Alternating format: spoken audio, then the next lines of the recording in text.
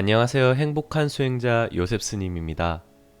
오늘은 데이비드 호킨스 박사의 삶을 기도처럼 사는 법 강연 중 문답 내용을 발췌해 보았습니다.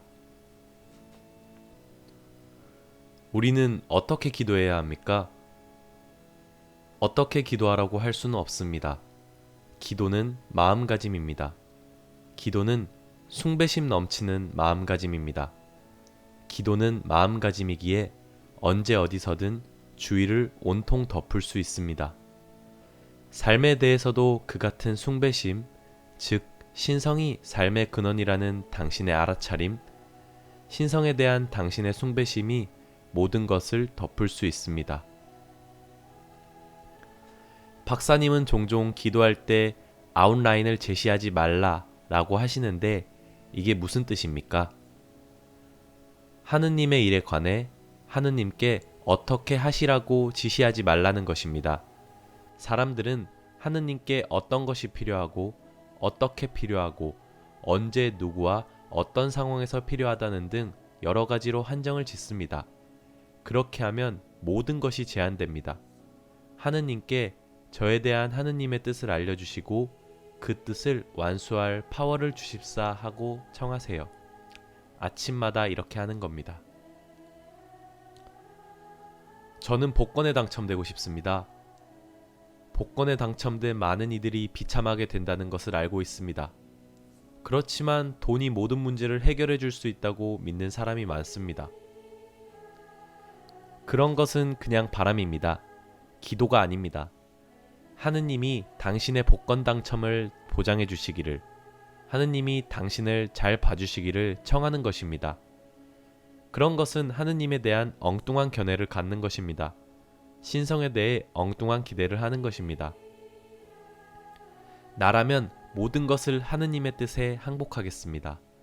만약 유명해지고 부자가 되는 것이 하느님의 뜻이라면 당신은 그렇게 될 것입니다. 이런 일에는 카르마적 경향성도 포함됩니다. 기도에 관한 연구 중에 사람들이 아플 때 집단으로 기도하면 아픈 사람들이 더 빨리 낫는다는 것이 있습니다. 기도의 효용에 대한 과학 논문이 여럿 있습니다. 자기만을 위한 기도, 남을 위한 기도, 둘 다를 위한 기도. 이런 기도의 효용에 관한 과학 논문들이 있습니다. 이것이 사실이 아니면 어쩔 겁니까? 기도를 그만둘 건가요? 힘든 시간을 겪고 있는 이들을 위해 기도하는 것이 현명하겠군요. 물론입니다. 그들을 위해서만이 아니라 나 자신을 위해서도 기도하는 것입니다. 하느님께 인간적 특질의 향상을 도와달라고 기도하는 것입니다.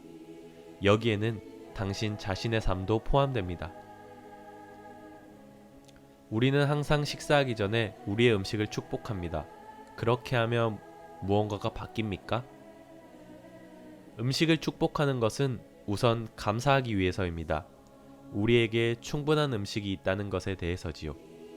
세상 사람들 중에는 먹을 것이 부족한 이들이 있습니다.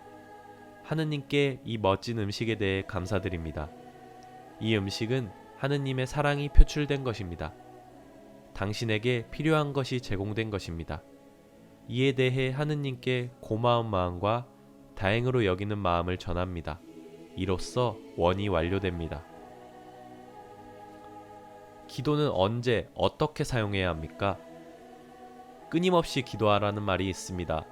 자신을 위해 기도하고 남을 위해 기도하고 인간의 여건을 위해 기도하세요. 당신에게 생명을 의존하고 있는 작은 동물들을 위해 기도하세요. 사랑하는 이들을 위해 기도하세요. 그러면서 한편으로 하느님께 이 모든 것에 대해 감사드리면서 기도하세요. 그래서 나는 당신이 지금 내 옆에 앉아 있는 것에 대해 또한 이런 알쏭달쏭한 질문을 하는 것에 대해 감사드리고 있습니다. 내용은 여기까지입니다. 감사합니다. 행복한 하루 보내세요.